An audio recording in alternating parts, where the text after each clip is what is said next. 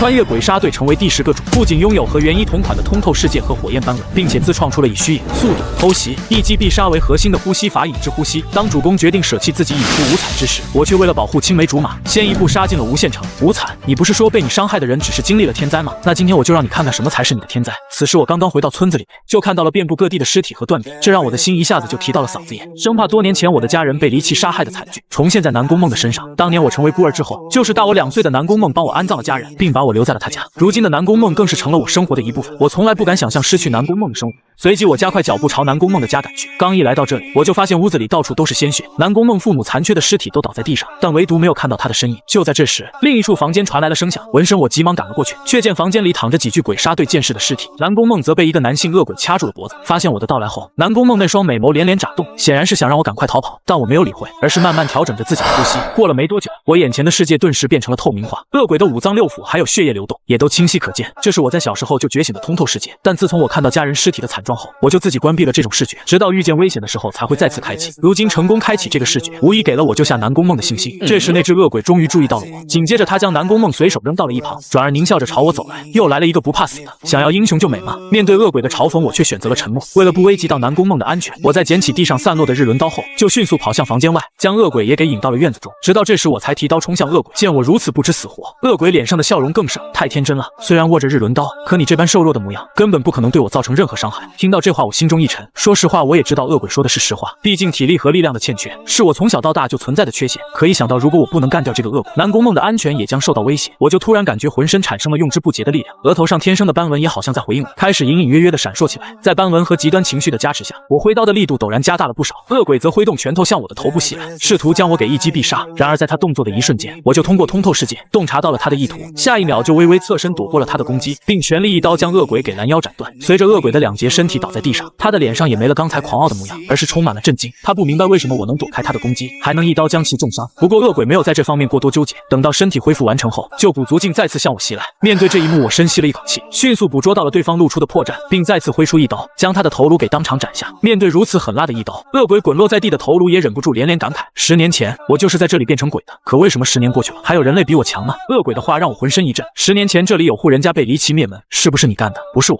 那是童魔大人杀的。其实我也不想变成鬼的，但是童魔大人说变强就可以保护。还不等恶鬼把话说完，他的头颅和身躯就化为了一堆灰烬，但我还是将童魔这个名字记在了心中。接着我调整了一下心情，转而回到了屋子中，却发现南宫梦正在父母的尸体旁哭泣，伤心的模样让我的心中为之一痛。不过我也不知道该如何安慰他，只能上前将其给拥入怀中，用怀抱代替着安慰。就在这时，收到送押消息的雨水天元终于赶了过来，看到房间里的惨状，他顿时皱起了眉头，居然还有幸存者。小鬼，我是鬼杀队的鹰柱雨水天元，你不要害怕，尽管告诉我杀人的怪物在哪。说完，他打量了一圈四周，显然是在找造成这一切的恶鬼。面对他的询问，我将一切都和盘托出。在得知恶鬼居然死在我的手中后，天元的目光当即涌现出深深的赞赏。毕竟我在不会呼吸法的情况下能斩杀恶鬼，已经足以证明我在猎鬼方面的天赋。随即我忽然灵机一动，你们是专门猎杀那种怪物的人吧？闻言，天元也没有任何隐瞒，果断介绍了一番鬼杀队和恶鬼的情况。而我刚一听完，就扑通一声跪在了天元的面前，强烈要求加入到鬼杀队中，即便是这条命都要奉献给灭鬼大业，也要保护好我想保护的一切，杀光这群害人的恶鬼。我的请求让天元心神一震，认真思索片刻后便点头答应了我。等到引队员赶来清扫现场，天元便带着我和南宫梦来到了鬼杀队驻地，并将我和南宫梦暂时安排到了蝶屋。随后天元找上了主公，详细说明了一下我和南宫梦的事情。主公对此没有任何反对意见，甚至还安排富冈义勇成为了我的老师。至于南宫梦，则跟随蝴蝶忍学起了医术。然而就在我和南宫梦以为一切都在走向美好之时，远在某处阴暗房间中的无惨却通过手下得知了我和南宫梦的事情。真是有意思，相依为命的恋人吗？继续关注下去，如果他有前途的话，我会亲自去把南宫梦变成鬼，再让那个少年心甘情愿地成为我的手下。此时的另一边，我在主公的安排下终于见到了义勇。在面对我的时候，义勇不但否认了自己水柱的称呼，甚至还对收我为徒表现出了极强的抗拒心理。不过碍于主公的交代，义勇还是答应了教导我，并且带着我来到训练场开始了对练，打算测试一下我的底细。他全程都在压制实力，连呼吸法都没有使用，我则下意识地开启了通透世界，勉强闪开了义勇连绵不绝的刺激与横劈。甚至在他使出杀招变阵的瞬间，我还精准捕捉到了一丝破绽，用竹刀击中了义勇的肩膀。对此饶是以冷面著称的义勇，也不免发生了瞳孔地震。他没想到这足以秒杀下弦的杀招竟会被我给轻易看穿，但这也让义勇多出了几分斗志，转而对我发起了更加猛烈的进攻。几个高强度回合后，我的体力全部耗光，只能跪在地上疯狂地喘息起来。这时义勇走到我的面前，你要不要当水柱？这番话在我看来实在是有些莫名其妙，可义勇对此却没打算解释，而是点评起了我刚刚的表现。他认为我虽然天赋异禀，但体力上却存在短板，因此为了帮我解决这个问题，义勇果断向我演示起了拳击中呼吸法。我则利用通透世界，一边观察他体内气流的运转轨迹，一边强忍肺部撕裂的疼痛，模仿起了义勇的呼吸频率。短短几分钟后，我终于学会了义勇的呼吸方法。对此，义勇瞬间石化，许久后才歪着脑袋问出了心中的疑惑：为什么你学会的这么快？我能看到您身上气息的流转，还能慢慢的模仿。不过这个确实有些难度，否则我还能更快学会的。说着，我不好意思的挠了挠头。义勇则微微睁大了眼睛，等到彻底消化了这个信息，他才转移了话题，准备让我尝试一下全天候保持全集中呼吸。不过因为我的身体素质实在太差，我坚持了不过半个时辰，就因为受不了肺部的剧痛，从而切换回了寻常呼吸模式。这也让我不由得怀疑起了自己的天赋。但我不知道的是，我的表现却让义勇的心中掀起了惊涛骇浪。他知道，如果我能克服身体的孱弱，我的未来绝对不只是主，甚至还将在灭鬼大业上起到至关重要的作用。意识到这一点后，义勇将我培养成水柱的想法也不由得坚定了几分。因此，在接下来几天的训练中，义勇迫不及待地将水之呼吸交给我。尽管我成功学会了水之呼吸的所有件事，但我在施展剑势的时候，却要耗费更多的体力，而且展现出的效果也远远比不上义勇。对此，义勇顿感天都塌了下来。敏锐的洞察力已经让他找出其中的问题所在，那就是我虽然天赋异禀，但却根本不适合使用水之呼吸，这让义勇不得不放弃将我培养成水柱，转而开始暗自筹划，准备帮我习得其他柱的呼吸法。不过因为最终选拔即将开始，所以我只能暂时结束练习，并在和南宫梦依依不舍的告别后，和香奈乎一起去往了藤席山。等我们离开，蝴蝶忍和义勇则来到了主公的面前。刚一听说义勇在短短几天之内就同意了让我去参加最终选拔的事情，蝴蝶忍立马面带微笑的质问：你怎么让他过去了？如果他有什么意外，还有2个人会因为你的决定受到连累哦。首先，小梦肯定不会独自活下去，还有你，我肯定不会让你好过。富冈先生，经过这段时间的相处，蝴蝶忍早就将南宫梦当成了朋友一样的存在，因此他不忍看到南宫梦伤心，也无法理解义勇同意让我去参加最终选拔。在他看来，义勇此举完全是对生命的不负责任。然而面对蝴蝶忍的威胁，义勇却一点也不生气，他可以做到的。他和别人不一样，早晚有一天他会超越所有人。在说这番话的时候，义勇的目光涌现出了前所未有的坚定，这让蝴蝶忍一时哑口无言。这时一旁的主公开口打起了圆场：听你们所说，我也觉得这孩子是特殊的，那就把他当做我们鬼杀队的王牌，特殊培养吧。与此同时的另一边，我和香奈乎经过长途跋涉，终于是赶到了藤席山。随着比方和辉利哉宣布选拔开始，我直接先一步进入了山里，感受到四周危险的气息，我对恶鬼复仇的欲望也越来越强烈。接着就像疯了一样，开始在藤席山内四处寻找恶鬼，并不停地斩杀他们。直到1个时辰后，我在山里遇到了炭治郎，还帮他斩杀了几只普通的恶鬼。但水之呼吸也就此耗光了我的体力，导致我只能坐在原地休息。见此，炭治郎也坐到了我的身旁，在互道姓名后，我们便毫不设防地聊了起来，还将各自的事情坦诚地告诉给了对方。炭治郎也因此得知水之呼吸对我体力上所造成的负担，这让他想起了自己的父亲，虽然身体也和我一样不太好，但却可以跳一整晚的火之神神乐。等他将自己父亲的事迹讲出来，我顿时眼前一亮。自从发现水之呼吸对我的负担以来，我就一直在想办法，试图找到一个能帮我节省体力的呼吸法，而火之神神乐对我而言无疑是一个很好的机会。随即我向炭治郎提出了一个请求，虽然很冒昧，但能否请你把火之神神乐交给我？当然可以了。说完，炭治郎就向我演示了一番，我则利用通透世界将火之神神乐的所有动作还有气息上的调节重点都牢记于心。在尝试着舞动了一下身体后，我也顺利发现了隐藏其中的呼吸法。可在我学会这套呼吸法的瞬间，我周围的场景就突然发生变化，我也来到了自己的潜意识内。一个红发男人更是陡然出现在我的面前，正是无惨严父纪国元一。看到他的突然出现，我本想询问一下眼前的情况，岂料我额头上的斑纹却突然传来了灼烧感，导致我不由自主地捂住了额头。感受到我内心的疑惑后，元一率先打破了我们之间的沉默。我也第一次从他人的口中得知，斑纹会对其他人产生影响，让他们也随之开启斑纹，而且这个东西一旦开启，就只能活到25岁。紧接着，元一又化身引路人，转而为我介绍起了日之呼吸。等到讲解完成，元一才勉强挤出一抹笑容，希望你可以守护好你所珍视的一切。在他的话音落下后，我也随之脱离意识空间回到了现实世界。此时炭治郎见我一直在原地发呆，还以为我发生了什么事，所以赶快对我关心了一番。我则无所谓的摆摆手，随后将日之呼吸的事情告诉给了炭治郎。如果之后你遇到了水之呼吸无法解决的困难，不妨按照火之神神乐的节奏尝试使用日之呼吸吧。对此，炭治郎虽然没有听懂，但还是认真的点了点头。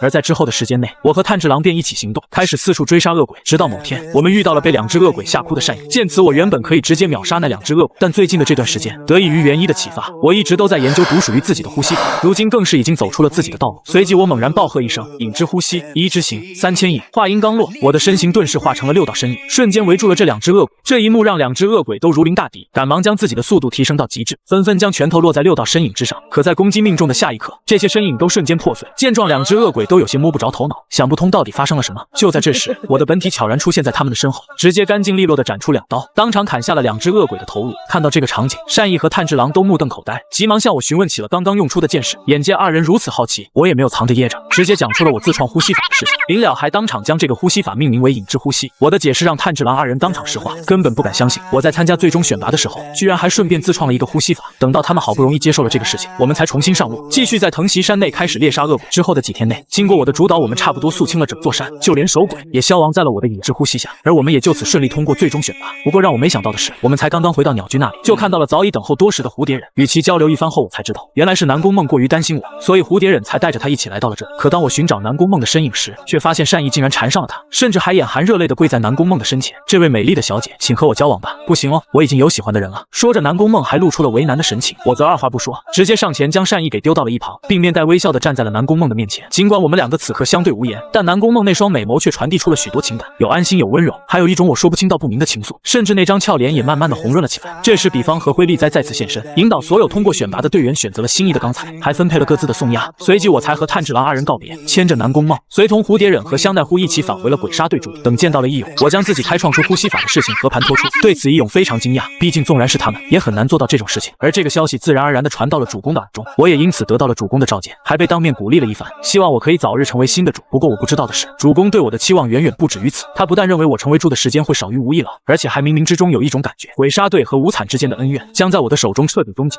几天后的训练场上，这段时间我一直在跟着义勇训练，但却发现自己在呼吸法上遇到了瓶颈，迟迟无法开发出第二个剑士。义勇对此也不知道该如何安慰我，思索了半天也只憋出来一句：我到时候帮你咨询一下其他的主，谢谢老师。可是您和其他主的关系好吗？听到这话，义勇愣了一下，之后仰头望向了天空。我想大家至少都不会讨厌我吧。看到义勇这副模样，我一时不知道该说些什么，生怕哪句话不小心戳破义勇的幻想。好在这个时候，断刀师终于如期而至，将一把新的日轮刀递给了我。见此，我连连道谢，接着就迫不及待地将其抽出刀鞘。与此同时，刀身瞬间被染上了黑色，而刀锋则变成了血红色。看到这个奇特的景象，断刀师顿时震惊不已。他从来没见过这种颜色的日轮刀，但也知道这代表着非比寻常，因此下一秒他就不告而别，准备回断刀村翻阅一下各种资料，看看这种日轮刀到底是怎么回事。在他离开后的不久，我的送押突然从远处飞来，南南东，水车村附近有队员失踪。眼见我的第一个任务终于出现，我当即就要动身朝事发地点赶去。可这时蝴蝶忍却带着南宫梦赶了过来。等等，把小梦也带过去吧。如今的南宫梦已经被蝴蝶忍收作继子，每天都在学习医术。至于呼吸法则完全没有涉猎，如果带上他，很可能会将他置于危险的境地。因此我几乎想也不想就要拒绝。岂料蝴蝶忍却强忍着怒气缓缓开口：你忘了吗？小梦是个刚刚失去家人没几天的女孩，相比于危险，她更想待在你的身边。况且你们两个不会有什么危险的，除非你第一次任务就遇到下线。新纪录，我居然仅用半个月就要成为新的主了。此时听到蝴蝶忍的话，我这才幡然醒悟，同意了带着南宫梦一同去往水车村。等我们二人赶到这里的时候，眼见我带着日轮刀，几个面带恐惧的村民就凑了过来向我们求助。原来有只恶鬼一直潜伏在村子里，还连续杀了好几个人，但一直没有人知道鬼在哪，所以希望我们能帮帮他们。对此我和南宫梦自然是一口答应下来。紧接着我们在其中一个村民的安排下，暂且来到一间屋子内休息。安顿好以后，我又独自在村子里闲逛了一圈，想看看能否寻找到什么线索，但走了许久也没有发现什么异常，最后只好又回到了房间里。时间很快就来到了深夜，因为不知道恶鬼什么时候会出现，所以我并没有休息，反倒是一边保持全集中呼吸，一边盘坐在榻上闭目养神。而南宫梦则坐在桌子前，专心研究着手里的紫藤花。但随着他的目光随意一瞥，他却突然发现有个鬼正把脸紧紧贴到窗户上，那双眼睛也在死死地盯着他，这让南宫梦下意识地惊呼了一声。我则立马睁开眼睛，通透世界瞬间全开，下一秒就撞破窗口冲出。影之呼吸，一之行，3000影。伴随着我的怒吼声，6道身影直接包围了那只恶鬼，而绕到他背后的影子更是在眨眼间和我的本体调换位置。随即我迅速挥刀，轻而易举砍断了他的四肢，这让恶鬼有些发懵。他活了这么久，从来就没见过这种呼吸法。眼见我二话不说就要砍下他的脖颈，他在惊骇之下急忙大吼一声：请住手！我叫御史郎，我虽然是鬼，但我没吃过人，我也是潜入到这个村子里来调查线索。听到这话，我的动作一顿，这才看清那名恶鬼的相貌，转而和他交流了起来。等到御史郎身体恢复，我和南宫梦便被他带到了一间房子中，并见到了朱氏。通过朱氏的解释，我才得知，原来他们来这里是打算寻找刚刚被转化的恶鬼，抓来试用一下新做的解药。至于他们找上南宫梦的原因，则是因为朱氏感受到了他是西西，担心南宫梦会遇到危险，这才让御史郎去看看情况，但却没想到这竟然会让御史郎遇到危险。对此我老脸一红，抱歉，我也是在情急之下，没事的。不过你还真是温柔的人呢。说着，朱氏还轻笑了一声，但一旁的御史郎却当场炸毛：